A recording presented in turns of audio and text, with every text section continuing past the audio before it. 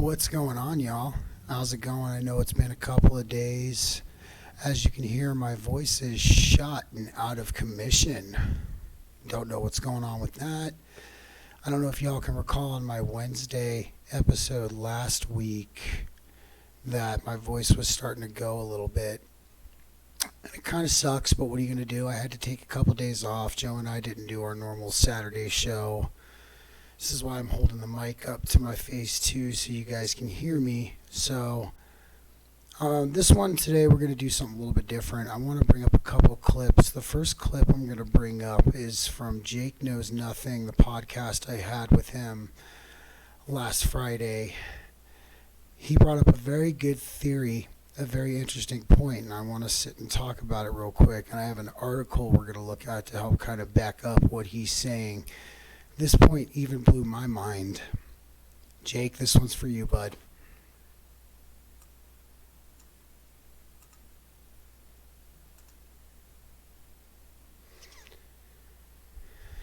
Fully understand the power of manifestation, especially in the context of the collective human conscious. So this memory complex that is all of humanity coexisting in this field of energy, right? And together that combined force is able to shape reality around itself, and it's constantly just manifesting. It is creating. That's what reality is just active creation being observed and then bent to your will, whether you want recognize it or not. Now this is kind of a crazy question, I guess you could say. So I'm going to take it to like a specific example, right? So let's take 9/11, Twin Towers coming down. That is a hot topic conspiratorially, obviously.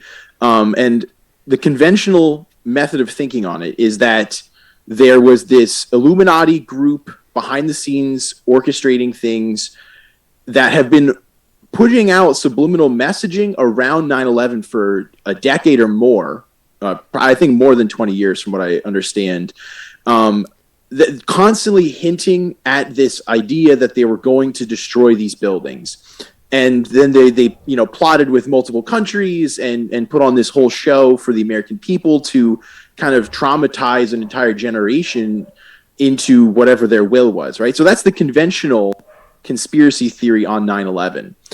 If we are operating under the Now, when he says conventional, guys, this is what a lot of people on our side of the field think. Is they think that it was the fault of the administrative sector, the invisible college, who committed these events. But I want you to listen to this, and I'm going to go ahead and I'm going to fast forward through my reaction because we're going to discuss the reaction here and now.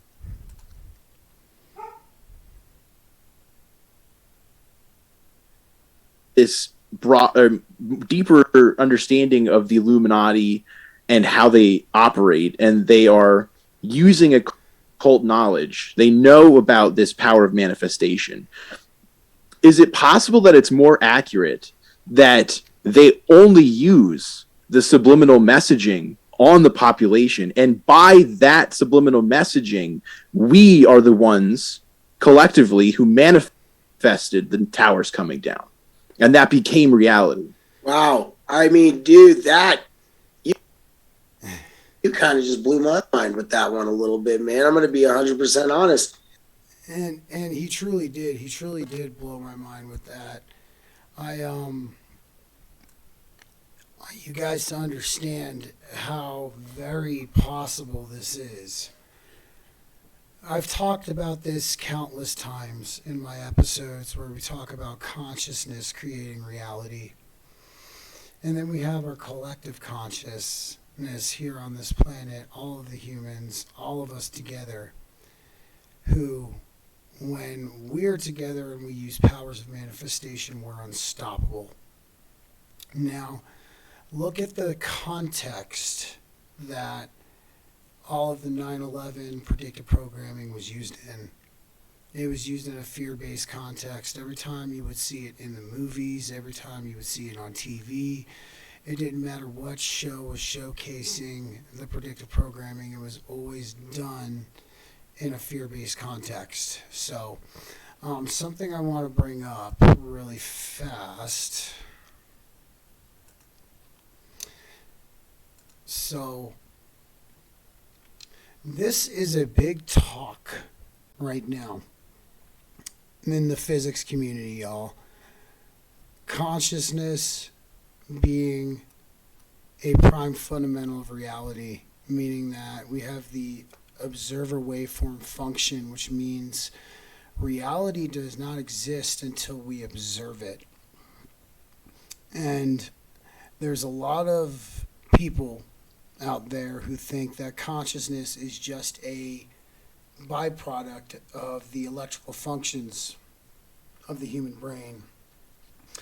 And then there's a lot of people who believe that consciousness is just using the brain as a receiver. Consciousness is its own waveform. So let's take a look at this article. An international study involving Monash physicists has confirmed a new approach to measure consciousness, potentially changing our understanding of complex neurological problems. This study, published yesterday in Physical Review Research, describes how tools from physics and complexity theory were used to determine the level of consciousness in fruit flies. This is a major problem in neuroscience, where it is crucial to differentiate between unresponsive vegetative patients and those suffering from a condition in which a patient is aware but cannot move or communicate verbally because of complete paralysis of nearly all voluntary muscles of the body. So basically what they're talking about in this study is consciousness is a very hard problem in the physics community to talk about and to answer. Even with the study of the amplituhedron showing that locality and unitarity don't exist in our universe, it is practically a holographic simulation. In fact, let's see if we can pull that up really quickly. And that's one thing I'd really love to share with you all. This study did not come out, well, it came out a very long time ago. It was discovered back in 2014. Let's give that a chance to load real quick, knowing my computer. But the theory that Jake talks about in this podcast and why it has my mind blown is this is very possible. This is very possible that this idea was implanted in us for us to consciously manifest. That doesn't mean that the Invisible College did not take advantage of this consciousness manifestation and use it to the fullest advantage.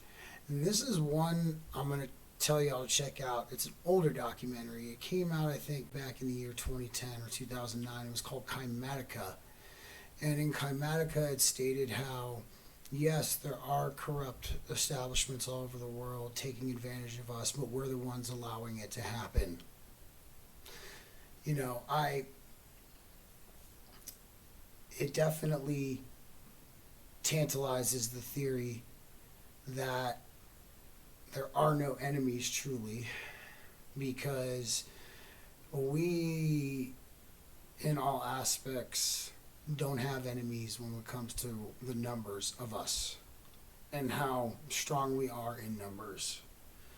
There's nothing they can do, guys.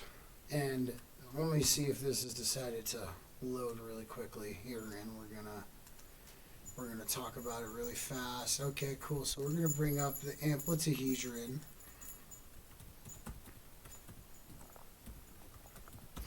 I got hello, Luna. I got Luna down here with me. Hold on. She likes to come down and disrupt the flow, but I don't mind. She's my little girl. So the amplituhedron, here we even got a photo of it on Wikipedia. So this was a very profound discovery, y'all. This was based on the Feynman diagrams. I don't know if you guys know about the physicist Richard Feynman. He had these 90-page diagrams on the movement of quarks, and these two scientists actually took the time to, break down these equations and formulate them into a geometrical figure called the amplituhedron. And as you can see, here's a photo of it right here. Now, this geometrical shape is based off of the movements of quarks, which are the subatomic particles that make up atoms, molecules, and so forth. So what this shows is that there is no locality in our universe, meaning that there's no unitarity either, meaning that we kind of live in a holographic universe, you guys. You guys have heard me talk about the simulation. You guys have heard me refer this illusionary reality as a simulation before. And this is honestly a discovery in physics that kind of proves that, and I'm surprised this is not as talked about as it should be.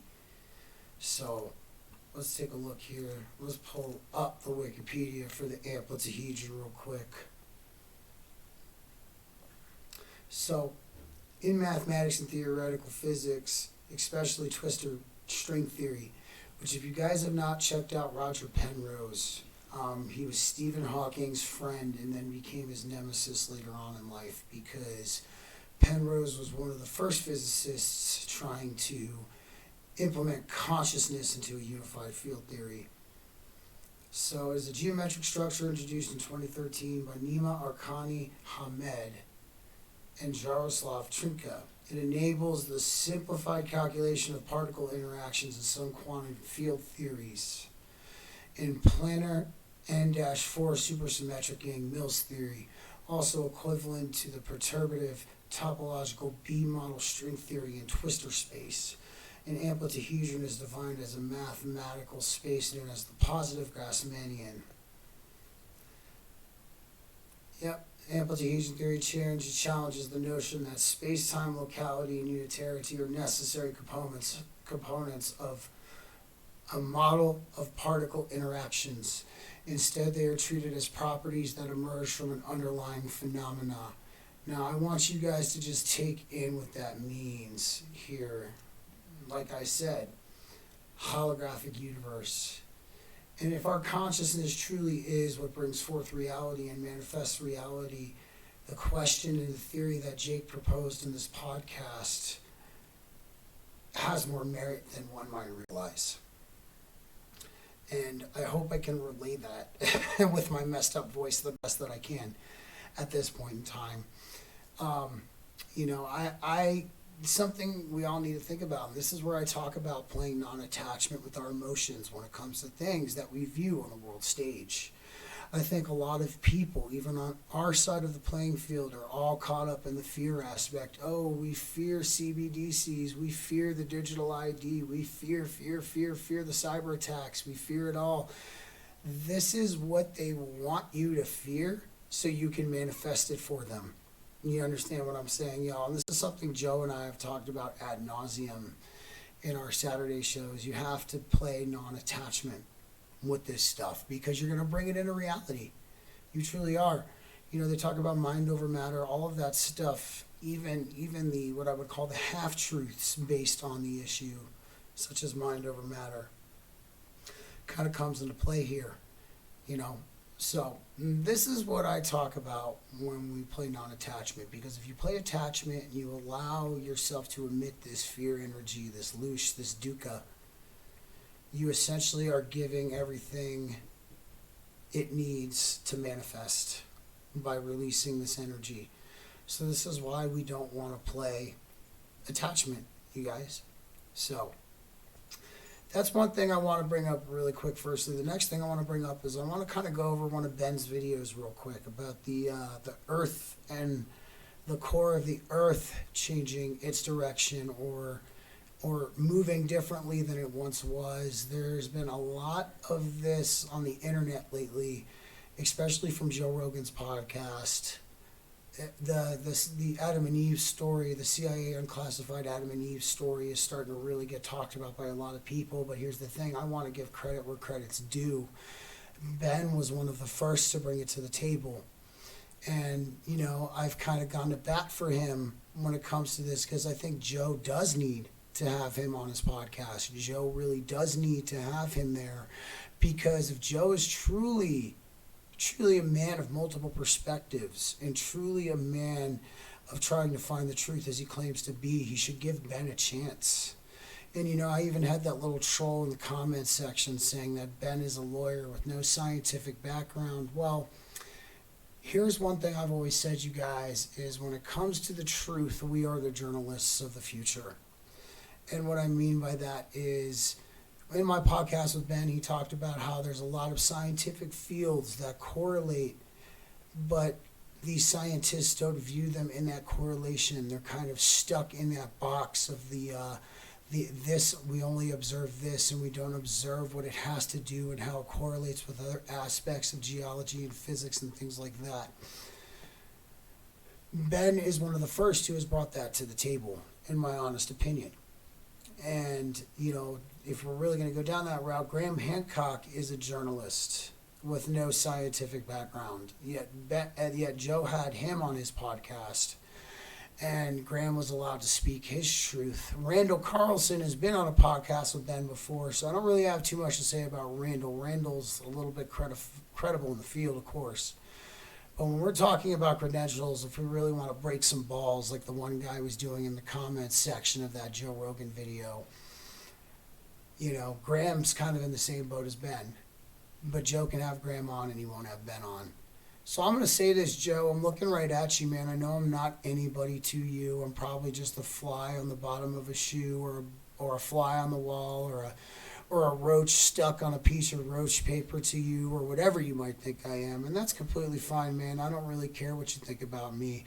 But if you're going to just take one message from one of your fans seriously, you need to have Ben on your podcast. You do. You need to quit fucking around. You need to just do it. Have him on there, and I guarantee you it's going to be one of the most thought-provoking conversations you ever have. Hands down. Okay? It was still one of the most thought-provoking conversations I've ever had. And the fact that Ben took time out of his busy schedule to be on our little podcast meant the world to us. And, this is just my message to you, Joe. I know you don't know who I am. I know you probably don't care who I am. But if you're going to listen to anybody, one of your fans, listen to me and just fucking say, you need to have Ben on. Bottom line. All right, let's get into the video real quick here.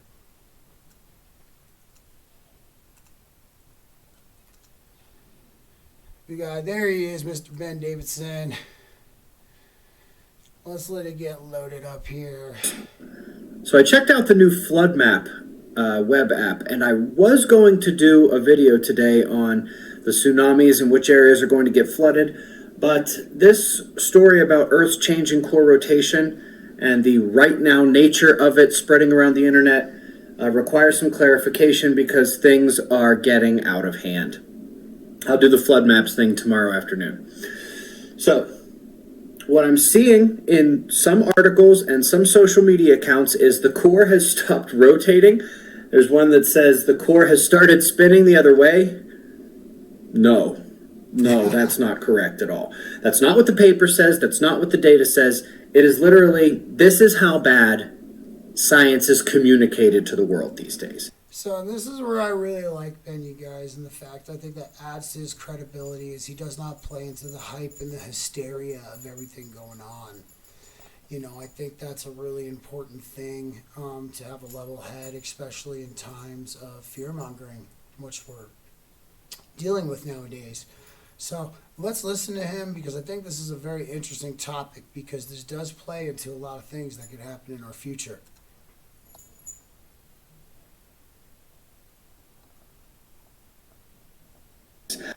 To be clear, there was already a definite argument about this within the scientific community.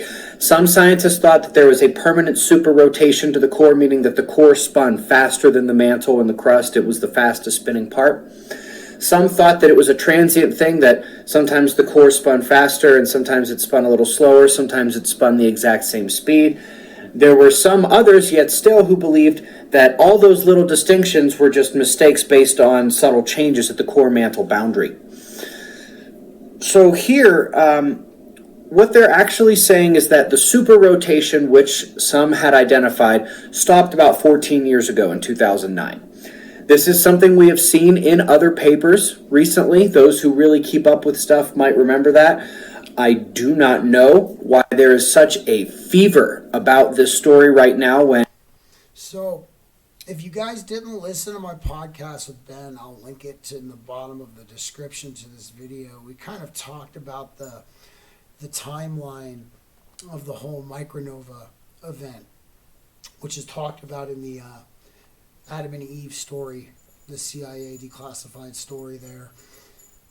And this is the Earth rotation time and the glitching of the Earth's rotation, which has been going on now for the past couple of years. And the weakening of the magnetic field that continues still to this day shows that there is something very interesting going on we all need to pay attention to. In fact, I think this is not what you would call a doomsday prophecy. This is something backed with a lot of evidence, you guys. So let's continue. And nobody seemed to care when they reported this a couple of times in the past year and a half. But essentially what you need to know is, no, the core did not stop spinning. No, the core did not start spinning the other way. It just stopped spinning faster than the mantle, according to this data set and according to this paradigm under which these scientists operate. And again, some disagree. Now, what does this actually mean? Nothing for the magnetic field and nothing for the pole shift. Those are still tracking along. Those are still every bit as scary and as dangerous for our future as we may have thought. It might affect the rate of change in the length of day, but that is yet to be seen. One of the important takeaways here is... So what you just said, you guys, the length of the day and how it's going to affect that. I encourage you all to look up the glitches in the Earth's rotation speed that have been occurring since 2020. Ben has a very good record of all of them. He sometimes goes over them in his morning show. I'm going to leave a link to his YouTube down at the bottom so you guys can see this for yourselves, because this data is something you can't ignore. Let's continue. To recognize, this is why it's critical to read the papers. Absolutely critical to read the papers. There are too many people who are literally just glancing through third-party articles, which are not very good, and then writing articles of their own or posting things on social media, and they don't know what they're doing. For anybody who happens to be watching this, who happens to be one of the purveyors of that incorrect information on social media or on articles, if you're not reading the papers, stop doing what you're doing. You don't know what you're doing. You don't have a clue what you're doing. You're bad at this. You're bad at this. Read the... I get, you know, the way he gets towards certain people, it makes me laugh sometimes because, you know, by the way, Ben, you know, when are you going to do my burpee challenge, bud? I see all these Twitter posts about you going to the gym every morning. What about my 12 minutes of 6-count burpee challenge, man? Let me know if you want to hop on that. Let's continue. The papers. Read what they actually say. And for those who saw the morning news, you know that I linked the actual paper and I linked the article in Nature. I found one of the articles that actually does get it right in what they're talking about. So we are going to bring up an article from Nature after I get done here with this video. But let's continue. But essentially, this is really interesting.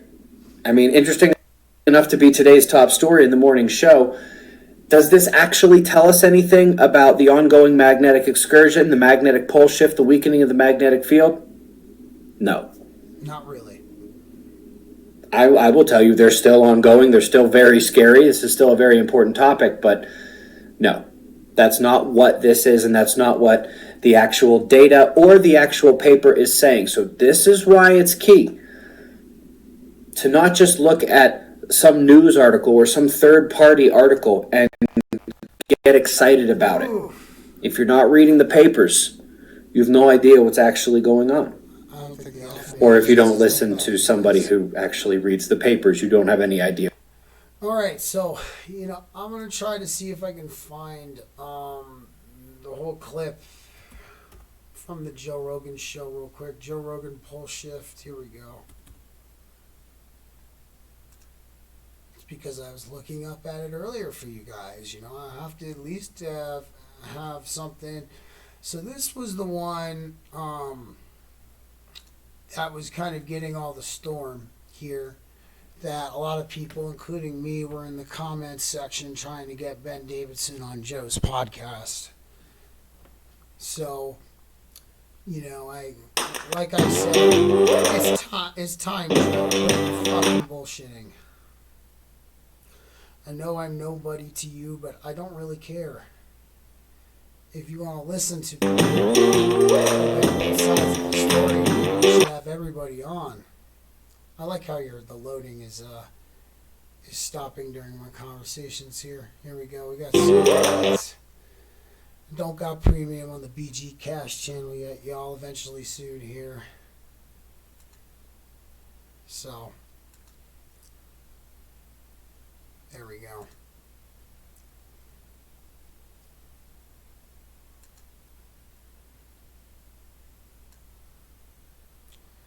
All right. Let's get it started from the beginning here.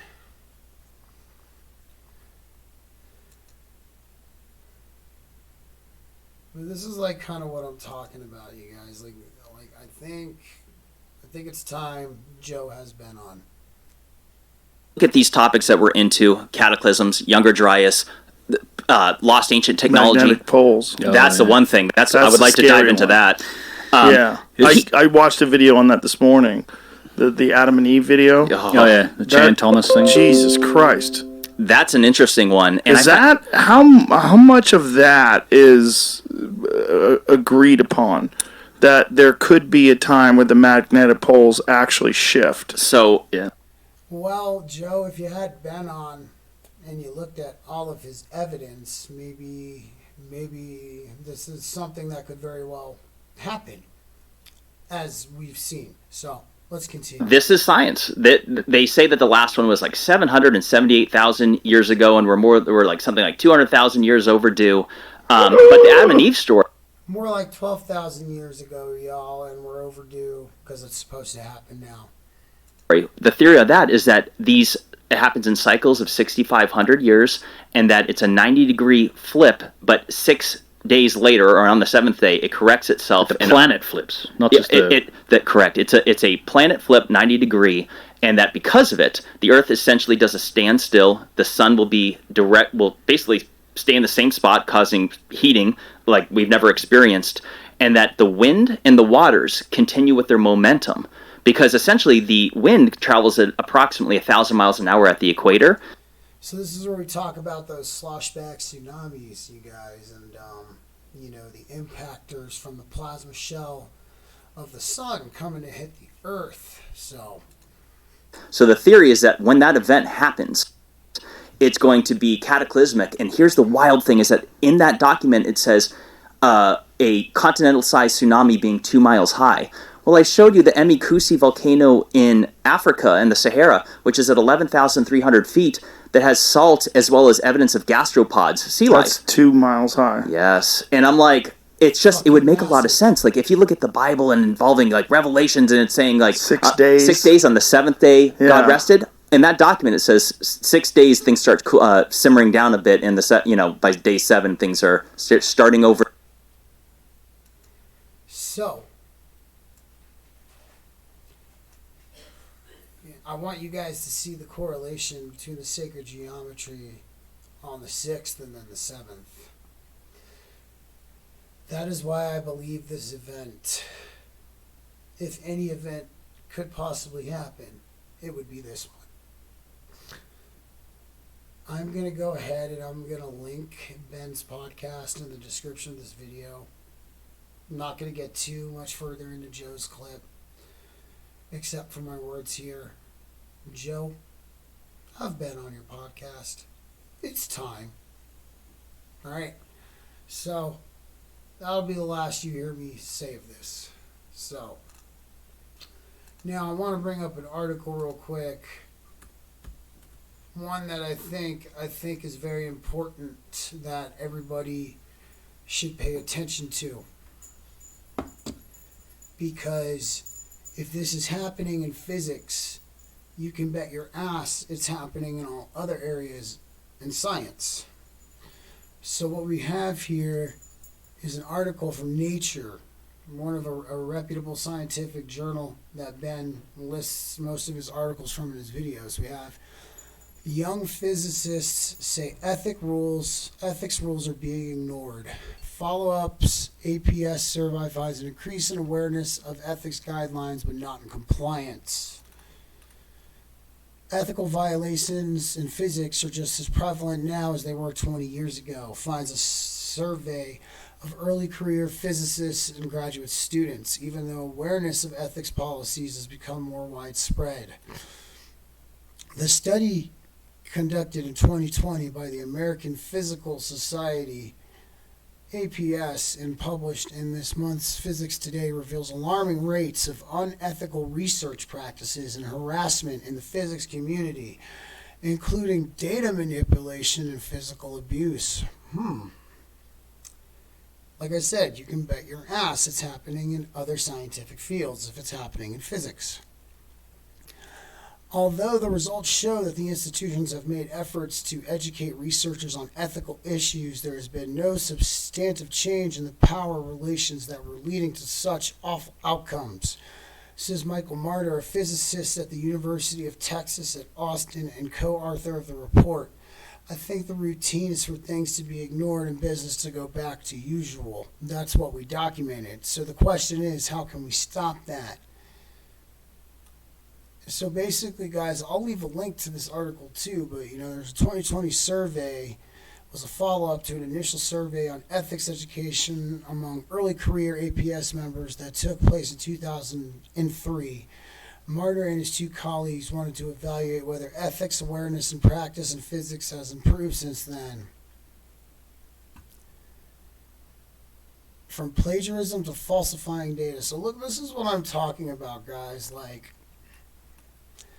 in a nutshell, I'll sum the article up. I'll leave a link to it in the description below. And you have ethics violations happening in physics. Plagiarism and falsification of information. Now I want you to take the COOF and everything that came along with it and take that into consideration also. To think that this is not occurring in other areas of science, I think is naive, and I think is being childish, because one thing I've stated time and time again, even if I want to entertain the mainstream narrative on things, is that money talks, bullshit walks. And that is indeed how it works. Let's say I'm a pharmaceutical manufacturing company. I'm not going to say names. And I fund these scientists to test my product. And these scientists find unfavorable side effects with my product. But because I've already invested in this product so much already, I am going to make those scientists and the FDA approve it, because if they don't, I will pull their funding, I will smear them, and I will get them ostracized by their peers. It is very naive to think this is not how the world works, you guys. It's very naive. Because you even look at Monsanto. George Bush Sr. was trying to push their products past approval early, as opposed to letting it go through the rigorous testing process that it should. So this is where I talk about, you guys, when you see things in the news, this even plays into non-attachment with certain things on the news. Because if you're seeing that there's ethics violations in the scientific institutions, That should tell you that a lot of the data that we're getting is not factual. It's tailored. Okay?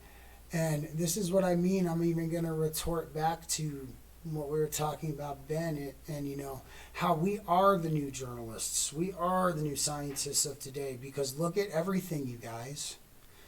Look at how corrupted the scientific institutions have become. Look at all of these ethics violations when it comes to information and data based on tests. Well, look at all of this. And this is what I mean, you guys. You have to be sovereign.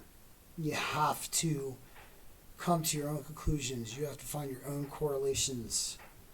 Because one thing I'm going to say, too, is circumstantial and anecdotal evidence are evidence. It's evidence, you guys. And that's one thing they always want to play. Oh, it's anecdotal. Oh, it's circumstantial. But that doesn't mean you can downplay it and disregard it altogether. So I'm going to leave with it on that, is this. We just showcased an article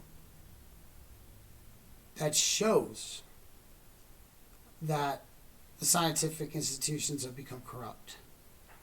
So, watch where you're getting your information, people. That's probably for the best. And a couple shout outs. Jake, you're the man. I had a great time on that podcast last Friday. I look forward to doing it again with you sometime soon. Hopefully my voice will be better next time. And Ben, I did my best to get you on Rogan. I tried. He's either going to listen to me or he's not. So, but we'll be back with our normal show on Saturday, Joe and I, and we will be talking about the biggest scams that a lot of people have fallen for, especially people like you and me. So, I'm going to leave it at this, you guys. Remember, nothing is as it seems. Consciousness does create reality.